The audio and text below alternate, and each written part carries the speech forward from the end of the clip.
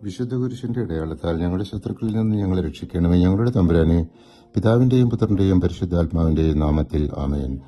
വിശുദ്ധ ലൂക്ക 19-ാം അധ്യായം. യേശുവിന്റെ ജെറിക്കോയിലെ പ്രവേശനം, സക്കേവൂസിന്റെ ജീവിതമാറ്റം, 10 നാണയങ്ങളുടെ ഉപമ, ജെറുസലേമിലേക്കുള്ള വിജയപ്രവേശനം, ദേവാലയ ശുദ്ധീകരണം എന്നിവ ഉൾക്കൊള്ളുന്നു. ഇതിലെ പ്രധാന സന്ദേശം യേശു നഷ്ടപ്പെട്ടവരെ തേടിയും അവരെ രക്ഷിക്കാനുമാണ് വന്നതെന്നതാണ്. ചുങ്കക്കാരിൽ പ്രമാണിയും ധനികരുമായ സക്കേവൂസ് യേശുവിനെ കാണാൻ സിക്കമോർ മരത്തിൽ കയറി. യേശു അവന്റെ വീട്ടിൽ താമസിച്ചു. അവൻ തന്റെ സ്വത്തിൽ പകുതി ദരിദ്രർക്ക് കൊടുക്കുകയും വഞ്ചിച്ചെടുത്തത് 4 ഇരട്ടിയായി തിരിച്ചു കൊടുക്കുകയും ചെയ്തു. യേശു അവനോട് പറഞ്ഞു, ഇന്ന് ഈ ഭവനത്തിന് രക്ഷ ലഭിച്ചിരിക്കുന്നു. ഇവനും അബ്രഹാത്തിന്റെ പുത്രനാണ്. 19-ാം അധ്യായം 9-ാം തിരുവചനം.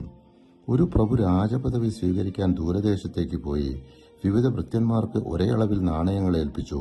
വിശ്വസ്തരായി അത് വർദ്ധിപ്പിച്ചവർക്ക് അവൻ കൂടുതൽ ചുമതലയുള്ള അധികാരം കൊടുത്തു. വിശ്വസ്തനും മടിയനുമായവൻ ശിക്ഷിക്കപ്പെട്ടു.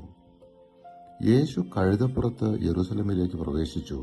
ജനങ്ങൾ, കർത്താവിന്റെ നാമത്തിൽ വരുന്ന രാജാവ് അനുഗ്രഹീതൻ, സ്വർഗത്തിൽ സമാധാനം, അത്യുന്നതങ്ങളിൽ മഹത്വമെന്ന് ആർത്തു വിളിച്ചു. യേശു ജെറുസലേം നഗരത്തെ കണ്ട് കരഞ്ഞു. സമാധാനത്തിന്റെ വഴിയെ അവർ തിരിച്ചറിയാഞ്ഞതിനാൽ നാശം വരുമെന്ന് പ്രവചിച്ചു. സമാധാനത്തിനുള്ള മാർഗങ്ങൾ ഈ ദിവസത്തിലെങ്കിലും നീ അറിഞ്ഞിരുന്നെങ്കിൽ. എന്നാൽ അവ ഇപ്പോൾ നിന്റെ ദൃഷ്ടിയിൽ നിന്ന് മറയ്ക്കപ്പെട്ടിരിക്കുന്നു. ശത്രുക്കൾ നിനക്ക് ചുറ്റും പാളയമടിച്ച് നിന്നെ വളയുകയും എല്ലാ ഭാഗത്തു നിന്നും നിന്നെ ഞെരുക്കുകയും ചെയ്യുന്ന ദിവസങ്ങൾ വരും.